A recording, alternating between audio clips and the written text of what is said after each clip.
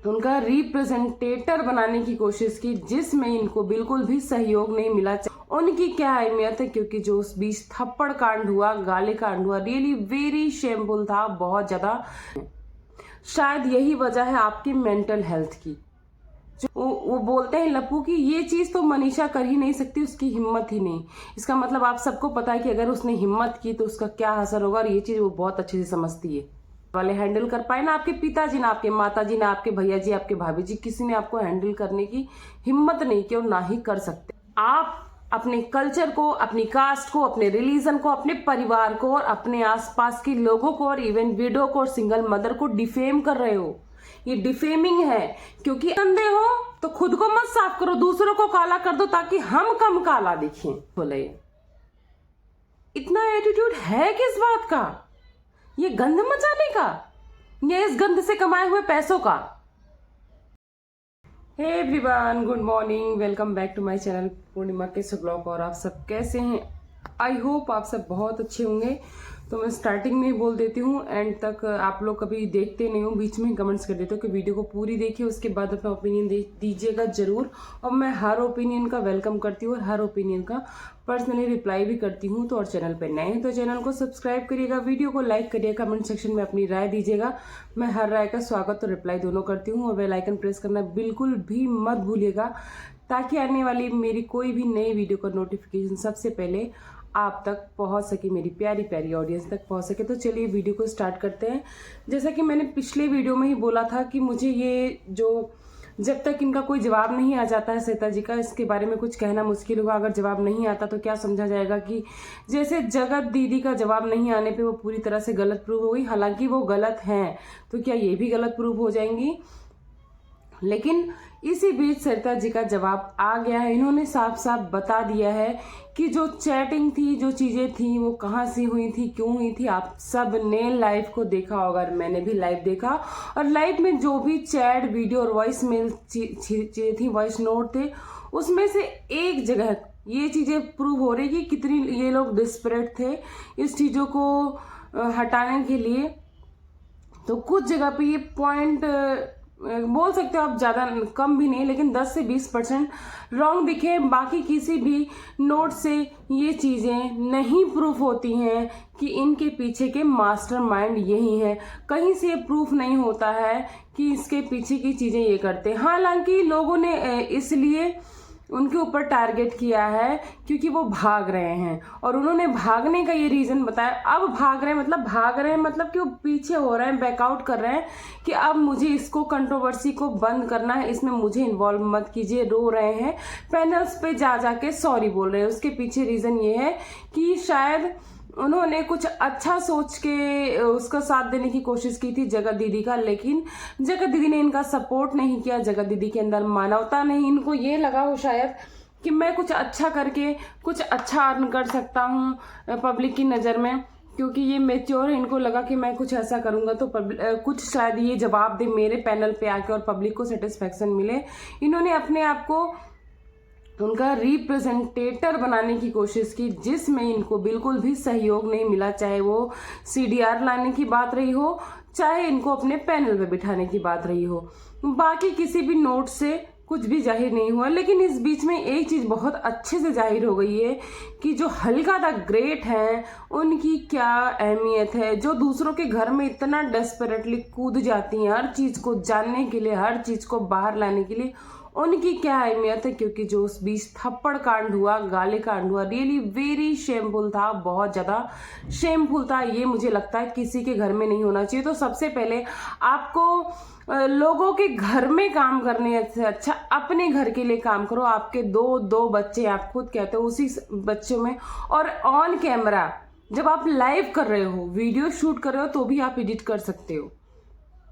Live आपने बेशक बाद में एडिट कर दी है, लेकिन जो चीजें पब्लिक ने देख ली उसको आप उनके माइंड से एडिट इरेज नहीं कर सकते हो। मतलब ऑन कैमरा आपके पतिदेव आपको गाली दे रहे हैं और थप्पड़ मार रहे हैं, ये कितना शोभा देता है।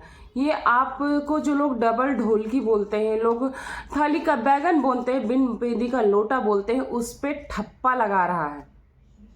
और ऊपर से आप बोल रहे हो कि हमारा पति ये कुछ भी कर सकता है। सारे पति पत्नी के बीच में होती है नोकझोंक, मन मुटाव, लेकिन उसका लेबल, उसका टोन समझ में आ जाता है। तो आपका लेबल, आपका टोन पब्लिक ने समझा कि आप अपने घर की नहीं सुनती हैं, तो क्रिएटर्स की क्या सुनेंगी। ठीक है। दूसरी बात, अगर किसी रिश्ते में ट्रस्ट नहीं है तो आप किसी का बैग चेक कर लो, मोबाइल चेक कर लो, किसी का पीछा कर लो, लोकेशन ऑन कर लो, कुछ भी कर लो, कुछ नहीं होने वाला। और आपने ये भी दिखा दिया है, ये बता के कि मैं अपने पति के साथ ये सारी चीजें करती हूँ, उनका बैग चेक करती हूँ, मोबाइल चेक करती हूँ, उनका पीछा करती हूँ, लोकेशन तक ट्रेस करती हूँ, कि आपके रिश्तों में ही ट्रस्ट नहीं है। शायद यही वजह है आपकी मेंटल हेल्थ की, जो आज लोगों को दिख रहा है कि आपकी मेंटल हेल्थ क्या है। शायद यही वजह जो आप अपने रिश्तों में जूझते सब पे डाउट करने लगे और सबके बीच में कूदने लगे। लेकिन ये वेरी शेमफुल है। सबसे पहले आपको अपने लिए काम करना चाहिए, उसके बाद आपको दुनिया के लिए काम करना चाहिए। आप जगत को संभालने से अच्छा पहले खुद को संभालिए। तो चलिए, ये बात थी इनकी। और अब बात कर लेते हैं थोड़ी सी लप्पी द ग्रेट की एंड लप्पू द ग्रेट की। तो कुछ लोग बोल रहे हैं कि ये गिफ्ट आईफोन गिफ्ट बड़ा बड़ाई हो रहा है। अरे भैया, इसमें उन्होंने ऐसी सेटिंग ऑन की है, ऐसी डिवाइस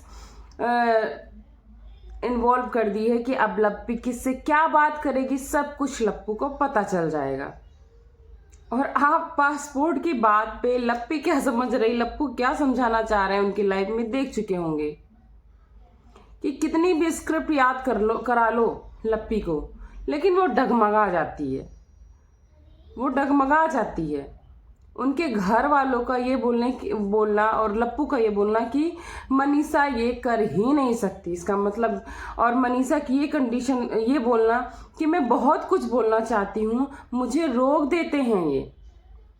ये साफ साफ जाहिर होता है कि मनीषा कितने बंधन में और कितने प्रेशर में है। वो बोलते हैं लप्पू कि ये चीज़ तो मनीषा कर ही नहीं सकती, उसकी हिम्मत ही नहीं। इसका मतलब आप सबको पता है कि अगर उसने हिम्मत की तो उसका क्या असर होगा, और ये चीज़ वो बहुत अच्छे से समझती है। तो आप ये सब देख के समझ सकते हो कि आज मनीषा वहाँ क्यों है और किस प्रेशर में है। और जो ये पब्लिक को बोल रहे हैं ना कि आप लोग की बदौलत हम साथ हैं, पब्लिक तो शुरू से बोल रही थी कि ये सारे कचड़े फैलाओ और तुम लोग साथ रहो और इनको भी अपनी ज़िंदगी जीने दो। पब्लिक के कहने पे होते तो आप बहुत पहले साथ होते थे। पब्लिक आपको यहाँ दौड़ा के उनके घर नहीं पहुंचाई थी। जो दीदी ने बोली ये बात बहुत बेस्ट, कि पब्लिक आपको कंधे पे बिठा के उनके घर छोड़ने नहीं गई थी। ये आपकी अपनी मर्जी थी, आपको अपनी कंट्रोवर्सी कहाँ डाइवर्ट करनी थी। और ऊपर से क्या बोल रहे जगत भैया, ये भी तो आपस में खुश हैं, बाकी सब चीजें हो रही हैं, लड़ रहे हैं, ये कर रहे हैं, वो कर रहे हैं। यानी आपका मोटिव यही था कि कंट्रोवर्सी फैला के हम दूर से मजे लेंगे, जैसे कि जगत दीदी भी कर रही हैं, जो कि बोलती हैं कि हमारे घर की सारी चीजें हैंडल करते हैं हमारे पिताजी सिवाय हमें। जी हाँ, आपको ना आपके ससुराल वाले हैंडल कर पाए, ना आपके पिताजी, ना आपके माताजी, ना आपके भैया जी, आपके भाभी जी, किसी ने आपको हैंडल करने की हिम्मत नहीं की और ना ही कर सकते हैं। जो आपका आज सॉफ्ट और मासूम सा फेस दिखाते हो ना, लोग देख के रीझ जाते हैं और बोलते हो मैंने क्या गलत किया है। आपकी वजह से आज ऐसी कितनी वीडियो हैं जिन पे क्वेश्चन उठाए जाते हैं, जिनके लिए ऐसे लोग कमेंट्स में गंदी गंदी चीजें लिखते हैं कि वीडियो से अपनी पतियों को दूर रखो, वीडियो से अपने परिवार को दूर रखो। जबकि सारी वीडियो और सारी सिंगल मदर आपके जैसी घटिया और नीच नहीं होती हैं। सारी सिंगल मदर ऐसी नहीं होती, बहुत में से 99% वीडियो और सिंगल मदर ऐसी हैं जिन्होंने खुद को प्रूफ किया है, अकेले दम पे अपने बच्चों को पाल के, बिना किसी चीजों के। आप अपने कल्चर को, अपनी कास्ट को, अपने रिलीजन को, अपने परिवार को और अपने आसपास के लोगों को और इवन वीडियो को और सिंगल मदर को डिफेम कर रहे हो। ये डिफेमिंग है, क्योंकि आपको लोग रिप्रेजेंट कर रहे थे एक वीडियो से और सिंगल मदर से। आप अपने आप को रिप्रेजेंट कर रही थी, तो आपने सबको डिफेम किया है। इस वजह से लोगों का सवाल उठाना जायज है। और आप ये नहीं कह सकती हैं कि मेरे पे सवाल क्यों। क्योंकि आप एक पब्लिक फिगर हैं, इसलिए आप पे सवाल होंगे। और उसमें हल्का जी बार बार जो आपका स्पोक पर्सन बन के आ जाती हैं बोलने कि वो गलत नहीं है, क्या गलती की, क्या गलती की। और मैं लोगों के बारे में अच्छा करती हूँ, चीज़ों को सॉर्ट आउट कराती हूँ। तो हल्का जी पहले आप खुद याद कर लो, होटल का राज। और क्या तू तुझे मकान दिलाएगा, क्या उससे शादी करेगा, खून भरी मांग, बच्चा, प्रेगनेंसी, सेरोगेसी, बवासीर, ये वो सारी चीजें लाने वाली आप थी। और इन क्रिएटर में से इन चीजों को कोई नहीं लाया था, आप ही लेके आई थी। रिकॉर्डिंग्स, चैट, यहाँ का राज, मैसूर का राज, होटल का राज, सारी चीजें खोलने वाली आप थी। क्योंकि आपको अपनी निजी जिंदगी और अपनी सोशल जिंदगी और अपने रिस्पेक्ट से कोई मतलब नहीं। आपको भी जगत दीदी, जगत भैया की तरह केवल व्यूज कमाने होते हैं। हर बार एक ही चीज पे आप वार करते हो सरिता जी के। हाँ, कहीं ना कहीं थोड़ा बहुत वो गलत साबित हुए, लेकिन हर बार उनके घर की जो बेटी की चीजें थी उनको पता है, उनको ये लगता है कि बार बार वो चीजें ना उड़े, क्योंकि वो तो इफेक्ट होंगे ही, लेकिन वो जो है वो ज्यादा इफेक्ट होगी। मगर अगर इस कंपेयर में आप उसको चीजों को बार बार इफेक्ट करना चाहते हो तो ये 40-45 साल की मेच्योर मदर है, एजेड औरत है, घर की रिस्पॉन्सिबल पर्सन है, एक ससुराल की भी रिस्पेक्ट की जिम्मेदारी इनके सिर पे है। और वो टीनेजर थी, कुंवारी थी, ऐसी उम्र में थी कि लड़कियों का बहक जाना, लड़कों का बहक जाना नॉर्मल होता है। उससे गलती हुई, एक्सेप्ट हुई और गलती को सुधारा भी। तो उन्होंने तो प्रूफ कर दिया कि गलती हो जाती है इस उम्र में, लेकिन सुधारना भी जरूरी है।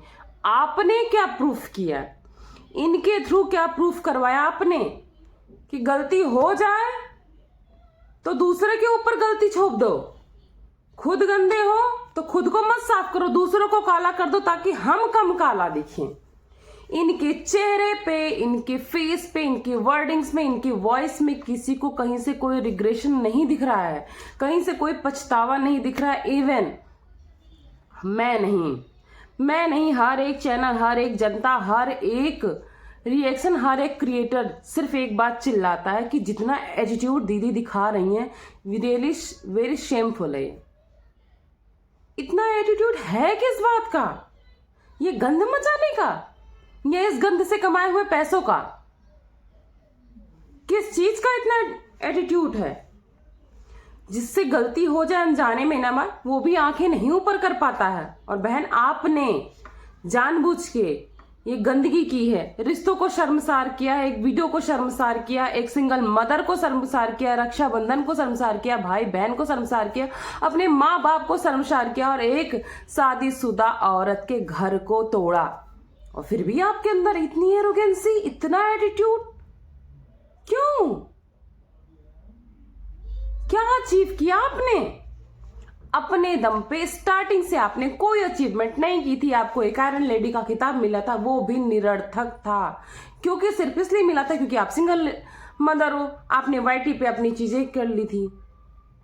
उसके पीछे कोई रीजन नहीं था, बहुत सारे लोगों ने किया है, पर यह है कि आपकी चीजें आ गई थी। इस कोरोना में बहुत सारे घर बर्बाद हुए थे, लोगों ने अपने आप को सरवाइव किया है, लेकिन सबकी चीजें वाईटी पर नहीं है। अगर आपको तवज्जो मिली थी तो आपको इन्फ्लुएंस करना था, पब्लिक को अच्छी चीजें दिखाना था, ना कि गंद फैलाना था।